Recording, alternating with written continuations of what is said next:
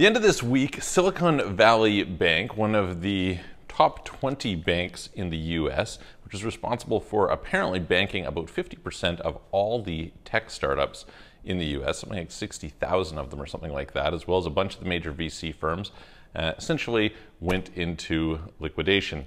They no longer could cover the demand deposits or the withdrawals that they were having in the institution. Out of that, we have seen USDC, the supposedly most stable of the stable coins in crypto, depeg fairly substantially. I'm going to explain to you guys what happened, what it is that we can expect going forward, kind of explain the game theory of what should happen, what could not happen, why it wouldn't happen, and more importantly, what people should do about it or why you should care, because it actually affects a lot more than just people who are holding deposits in the bank, as well as other things, and it could be an interesting catalyst for some opportunities. So stick around and we're going to talk about those. Welcome, I am Michael from Offshore Citizen. We're international structuring experts. So I deal with banking all around the world all the time, and it is somewhat infuriating to me to listen to people talk about this subject because I feel as though they don't really have a real world experience of what it is like to be a business owner who runs companies and deals with banks, etc. I've, over the course of my life, had a little over a dozen companies, and I have 4 different companies now, some in different industries where it's hard to bank, etc. And I deal with literally hundreds of clients from all over the world all the time. And so I have a bit of sympathy towards people at the bank in a way that maybe other people who haven't gone through this experience do not. But before we go into that whole subject, let's go and talk a little bit about the background, okay? And for people who are familiar with watching this channel, you might have seen quite some time ago, I've often talked here about what are the best banks to use for globally, and what are the safest banks, and what are the least safe banks, and why are certain banks safe versus others, what are the safest jurisdictions, etc. And I've explained what the anatomy of bank failures are, how it is that banks can go under, as well as various other risks, okay? But I'll quickly explain it here, and I'll try to do some future content for you on this. Very, very quickly, how does this work? Well, the bank takes in a lot of money, right? And so in the case of Silicon Valley Bank, and their kind of latest release of information, they had somewhere around $195 billion in liabilities, okay? Most of this, about $175 billion or so, was in the form of deposits, okay? So this is a liability for the bank, meaning that you take the money in and you owe that money to the depositor. There was a little bit of some other debt, etc., but mostly in the form of these deposits. And then you have assets. And so some of that is going to be fairly liquid reserve cash that you can just pay out. But mostly the bank, of course, is trying to make money off of it. And as a result, they're going and they're making various different loans. And when they can't make loans fairly quickly, what they end up doing is they end up going and buying some sort of what's considered to be high-grade security. In this case, it is US Treasury bills, as well as some mortgage-backed securities.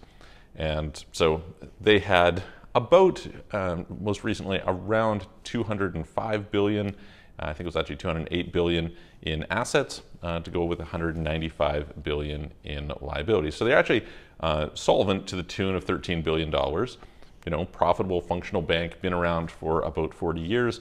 They run the payment rails for a lot of important tech companies. And so just generally speaking, they're very important in the tech ecosystem, which is why you see so many big funds, etc., A16Z, Pantera, etc., had billions of dollars held with Silicon Valley Bank. It was trusted to do a lot of the crypto transactions, for example, Coinbase, Circle, which is the issuer of USDC, and many others have used them over time. And so you have these assets and these liabilities. Now, normally, you have a mixture on the assets side, okay? So what does this mean? You have short-term, easy to liquidate things to pay out. And what you can generally expect as a bank is you can expect, yeah, people are going to withdraw some money, they're going to deposit some money. Mostly this will add up one way or another.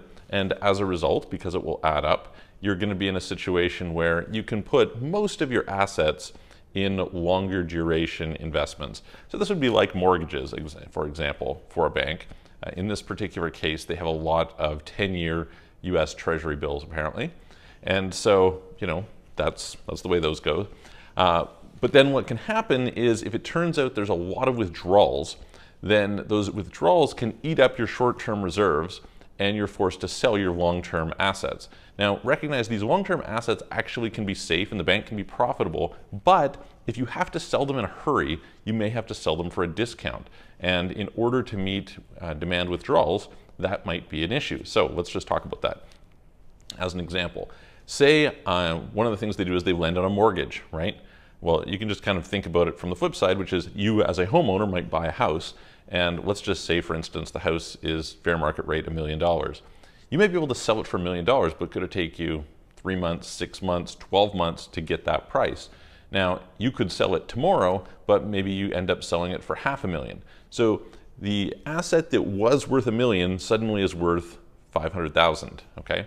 Now, different assets are easier to figure out what they're worth and they change in real time, etc. But it's important to understand that this can happen. And so what happens in a bank, one of the reasons why you're supposed to have a backstopping of the Federal Reserve System is that if they can't meet their obligations short term, no big deal, they can be covered off by the overall banking system. And this was to prevent, frankly, runs on the bank, as we have seen for a long, long time. So there used to be something like some outrageous number of runs on the bank. I want to say it was like 500 runs on the bank in the 20s or something like that. Very, very high numbers, right?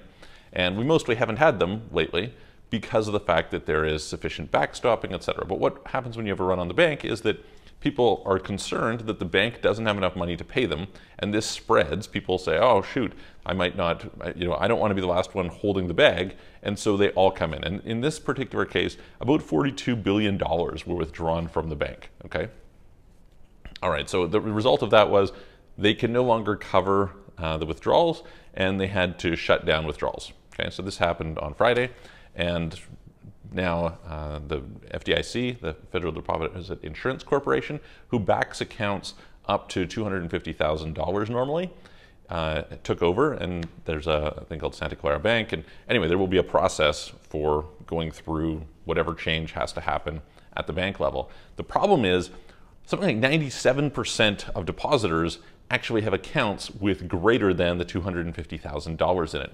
And so what is the risk that they lose money? Now keep in mind, even in 2008, when you had the financial crisis, US depositors, although lots of banks went under, there was lots of problems, etc., US depositors did not lose money. There's a tremendous amount of confidence in the US banking system because of the fact that when you invest your money in deposits in a bank, it's not just that bank that's protecting. There's the whole Federal Reserve System. You have lots of different regulation. You have the ability to be bought out by other banks and have those covered off. You have insurance, et cetera, et cetera, et cetera, right? Like there's lots of reasons that keep depositors safe. And so it would be pretty unprecedented, and it would also be extremely reputationally damaging if they allowed depositors to lose money in this case. And note, potentially there doesn't need to be a loss. It's a problem of time frame, not a problem of the amount of money that can be paid out. So very, very important to understand this happening, okay? So that is Silicon Valley Bank, kind of what has gone on. Now, related to this is Circle, who's issuing USDC. USDC, I guess it was this morning, as of the time of this happening, lost its peg. So it's normally supposed to be backed 1-to-1 with US dollars per token. And so it's predictably always 1-to-1, but it dropped as low as, depending on the exchange, maybe like 83 cents or something like that. And so I actually longed it and took profits at 97.4. So although I actually have companies that hold a large amount of USDC, and I do hold some USDC personally, and we have some diversification plans around that, I was actually trading it to capture the arbitrage because I think it's fairly likely that we regain the peg fully. And so anyway, it's a nice little trade opportunity, at least in this particular case. We'll count the win as a positive thing. Anyway, so what happened here? Well, what happened here is that Circle used Silicon Valley Bank as one of the places where they hold funds. And they have about $40 billion in reserves, and $3.3 billion were at Silicon Valley Bank. So about 8%, not very much held in the bank relative to the overall. And it is worth understanding that the way that Circle operates, just like a bank, is they have a certain amount that is available for immediate withdrawal, and then they're using, in this case, fairly short-term treasuries that are earning them interest. And so actually they're earning quite a lot of interest. It's quite a profitable company right now because of the interest that they're able to earn on the rest of the deposits there. All right, it's not officially deposits, but the money that is backing up those stable coins, okay? However, there was fear that they would not be able to cover it. And because of this, there may be a problem where people would lose out. And so people start panicking and they start selling. Now it's over the weekend. And so because it's over the weekend, you're in a situation where they're not able to do normal withdrawals. And so we'll see what happens come Monday morning. They've made some statements that, they're fully prepared for lots of withdrawals. I suspect they will. They'll probably lose, 10 to $20 billion of their overall market cap, just because people are going to say, you know what, I'm taking money out, I'm going over to something else. But when there isn't a direct withdrawal function over the weekend, what happens is people start selling disproportionately and the market makers start going at a discount. Now, I think it's fairly likely that two things happen here. First of all, I think it's quite likely that some portion of the government, the Fed or the Treasury or FDIC or whoever it is, ends up backstopping Silicon Valley Bank depositors and making them whole. And I think it's really, really, really important that they do this. Why is it important? A few different reasons. So first of all, you have to understand that the confidence in the US banking system will dramatically be shaken if people do not know if they can trust their money in those banks. Globally, this is a problem, but even domestically, this is a problem. If you can't rely on the fact that the money that you have in the bank is actually there, that you really can access it, this is a severe shaking confidence, and that's a big, big problem. Okay, big, big problem. I don't think that's good at all. You're also in a situation where this will likely threaten the confidence in the US dollar and frankly in the US as an innovator ecosystem in general. Honestly, even if the funds are tied up for a long period of time and the people are made whole, that would still be a problem because many, many companies are relying on the money there to make payroll. And so if you have thousands of tech startups that are not able to go and pay their staff, and as a result, there is tons of startups that just shut down, this is really, really bad for the US, for the tech ecosystem as a whole, and frankly, it's really bad for wanting to even start a company in the US. Why would I want to start in a place where I don't know if my money is going to be safe? It is one of the most basic principles behind all of this. I've heard some people make comments like, oh, you should have just opened up a whole bunch of accounts and divided your $10 million that you'd received in venture funding between those accounts so that you'd have FDIC insurance across them. Well, first of all, it doesn't pay out right away, so it's not really very useful necessarily. Second of all, it is totally impractical to go and set up all these accounts. This is completely ridiculous. Third, FDIC insurance only covers one depositor per institution. So if you set up 100 accounts, not that the bank would even let you set up 100 accounts, but even if they did, that's not going to protect you. So you're going to be in a situation where you have to go to a whole bunch of banks. And if you have any large amount of money, you're going to run out of banks to go to, if the banks will even open for you at all. And it's worth understanding that banks are not all created equal. I mean, if you go to the major institutions, Wells Fargo, Bank of America, Chase, Citi, etc., I mean, their online banking interfaces look like they were designed in the 90s. They probably were. It's complete garbage. And they frankly are just not responsive and understanding of customers in the way that small local banks can be. And so this is just a total nonsense argument. Now, absolutely, the shareholders of the bank should lose all their investment. The bondholders probably should lose, a good portion, if not all the investment. The executives, they were apparently selling stock in advance. Terrible idea, looks really bad. They should have issues. All of those people who are kind of like capitalists involved in profiting from the bank, those people should be wiped out. Okay, no issues there.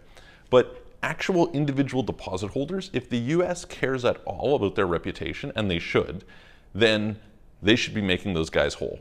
It is a really, really bad system when you cannot rely on basic infrastructure. And let me just kind of give some parallels to this, because I've seen all sorts of nonsense on Twitter about this that is just completely it's just ridiculous. So imagine that you didn't know if your power was going to work tomorrow. Now, I've actually existed in this. I lived for 3 winters in Costa Rica, and one of the annoying parts about being in Costa Rica was the power would go out fairly frequently, usually about once a week. Water would go out about once a month, and this meant that I could have a phone call planned, and suddenly, oh, sorry, power's out, I can't do that call. This is massively disruptive to business. It destroys the predictability of things. you might say, oh, well, you know, these people are taking a risk by putting their money in there, blah, blah, blah. This is nonsense.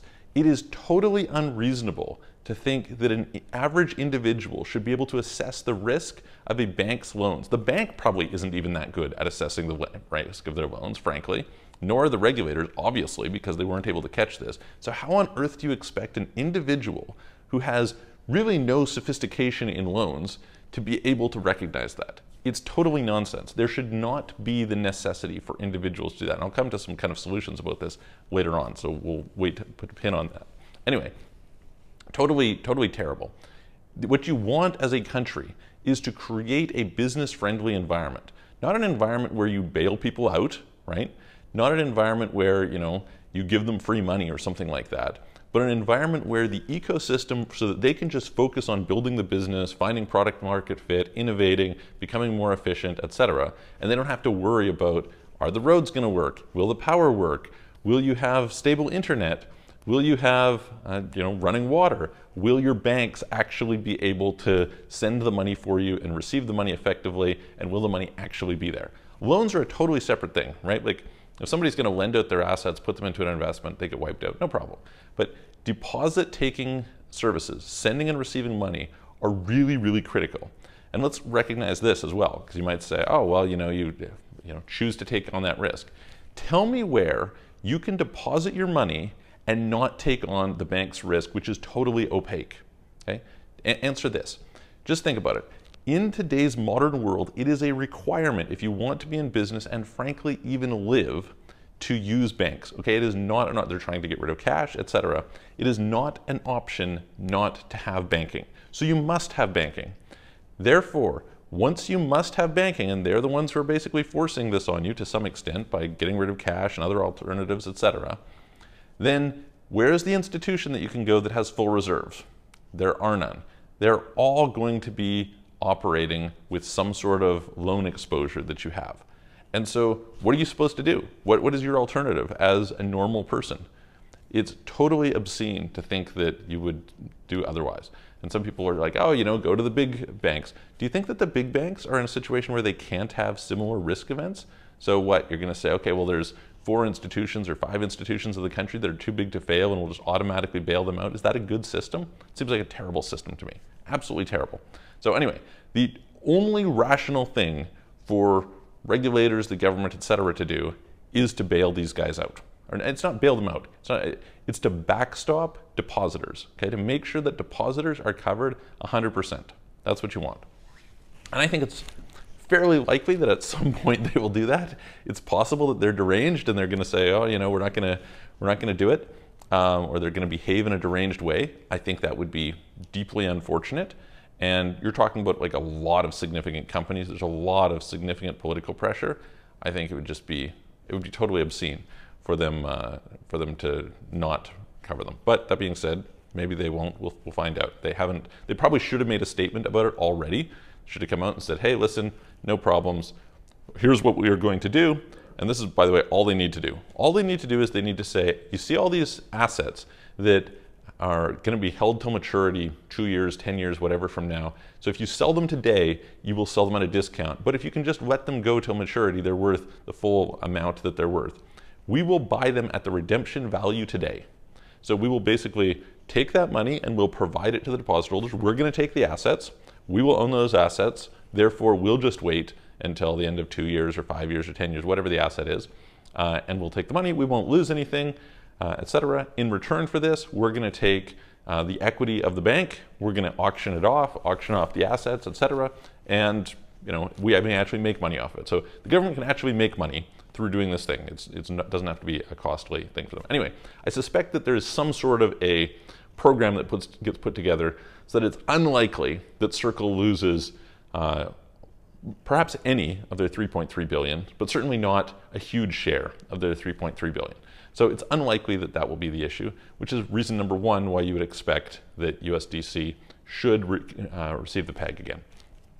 Second thing, it is existential for USDC, okay, for Circle. If they do not cover all of the losses that would be incurred, in other words, fully redeem every demand redemption from USDC, they're probably done as a company. it is critical that they do this. And because of that, they're going to take all their resources, they're going to raise external capital, they're going to do whatever they can to try and cover off whatever redemptions there are. And frankly, they should have plenty of assets to do that. In fact, in the worst case scenario, all they really have to do is stop redemptions for a period of time, let the interest roll in because the interest is significant, produce enough profit, and then pay everybody out. Now, somebody was asking me, they said, well, hang on a minute, if the token depegs down to 60 cents, doesn't mean, they have to cover the amount to get them back up. No, exactly the opposite.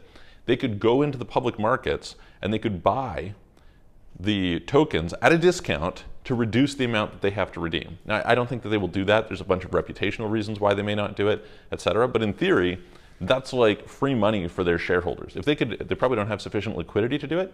But if they could, the smartest thing to do, knowing if they know that they have the reserves to cover it, is to go into the market and say, wow, it's depegged down to 80 cents or something, 85 cents. Great, we're going to buy it back at a 15% discount, and that's all profit for our shareholders. So highly, highly likely, in my opinion, that we see a return to the peg. Like I said, I did levered long trading positions on that. I took profit now, so I'm not on any of those trading positions, although I do remain exposed to USDC personally and in a couple of my companies. So that's the situation there. Now, what is likely to happen on the Silicon Valley Bank side aside from this? Well, of course, it's wiped out. That part is done. There's a concern that there will be contagion to other banks. Why would there be contagion to other banks? Well, because if they're going to go down, why would some of these other banks not go down, right? So there's small regional banks that maybe are also exposed, and here's why. Here's the really, really important thing. Part of the reason why the loan portfolio of Silicon Valley Bank had an issue was because of the fact that interest rates have been rising a lot. So essentially, they had gone in, and one of the things they had done was bought 10-year treasury bills. Now, it's probably a mistake in terms of the risk management of their people to do this. That's neither here nor there. The point is, because they had all these deposits, they said, okay, we need to put the money somewhere. What are we going to do? Let's go buy some treasury bills, the safest asset that we can get. Then the Fed comes in and jacks up interest rates, okay? Now, if you jack up interest rates from 2% to 5%, this can, on a 10-year term, this can result in a 25%, I think it's 10 years, double check the math, but 25% decrease in the value of that asset, okay? That is significant. Now, again, if you hold it to maturity, you lose nothing. But if you try to sell today, because of the fact that the interest rates have risen, why would somebody ever buy a 2% bond from you if they could go to the market and buy a 5% bond? So in other words, you have to discount yours proportionally so that it gives the equivalent of a 5% return. And that's where the 25% loss comes in. So the issue here is this affects the whole banking sector, including possibly international banks. Okay, so many other banks are also holding bonds, and those bonds have also got decreased value. In fact, FDIC made the statement that there is something like $680 billion of unrealized losses sitting on bank balance sheets. Again, this is okay because of the fact that those losses aren't going to be realized if they can hold them to maturity. Okay, so it's not like, oh my gosh, we have all this losses that are going to hit and we're going to have the collapse. No, so long as they can hold to maturity, you're okay. If they can't hold to maturity, if they are forced to sell in short term, then they would have to take losses. And that could be catastrophic to a lot of small banks. So the situation is that if people are concerned about their money in Silicon Valley Bank, they may be concerned about their money in the next 5 banks. And there's lots of stories about different banks that are in this situation. So that could be really, really bad, which is another reason why it's super, super important that the government steps in and says, let's back this. Now, there's a question, and Nassim Taleb had made a comment on Twitter. I made a response to it, and it was something about, everybody's a libertarian until they start raising interest rates. And the comment that I made was, that's fair, except for the fact that they're the ones who are raising the interest rates. So when you meddle in one thing, you have to meddle in something else. And similarly, you might say, okay, well, what's going on with respect to the assets that they're buying? Well, the reality is the government dictates that they only can buy certain assets. There's only certain things that they can do. So their hands are kind of tied to some extent. Now, I think the ultimate solution to this is it's totally ridiculous that banks are doing deposits which are connected to lending at all. There's really no reason for that in the modern day. It was important historically because of the fact that we had fairly expensive infrastructure that needed to be run, and that was how they made the money off it. Really what you should have is something more akin to crypto, where you have decentralized wallets that are self-custodied that allow you to store money, send and receive money, and that deposit, sending and receiving function is completely separate from the function of actually going out and borrowing and lending. Banks can do the borrowing and lending, they can sell financial products, they can do all sorts of sophisticated things, but the actual holding of money, sending and receiving of money should be handled on decentralized payment rails that you don't have to worry about any third-party risk. You control it, you don't have to worry, and that would remove a lot of this risk, because that way an individual small business owner could say, okay, here's my money, I know I have my money. If I want to choose to try and earn some yield off it, I can deposit it into some sort of a loan product. And yeah, I'm taking on some risk, but I know that I'm taking on that risk. Right now, it's opaque and I don't have the choice to separate those out. This seems to me just totally self-evident. Some people have suggested, oh, we should get away from the problem is fractional reserve lending, and we should get away from it and have full reserve lending. The problem with this that you run into is the users of the banks do not understand tail risk, and they're not thinking about tail risk. What does this mean? There are certain things that are very rare to come up, right? Like this thing, Silicon Valley Bank's a 40-year-old bank. This hasn't happened. Frankly, in the entire 40 years, there typically hasn't had this happen. And so people are not really aware of and thinking about, oh, maybe there's going to be a risk. And as a result, they tend to go where it is cheapest.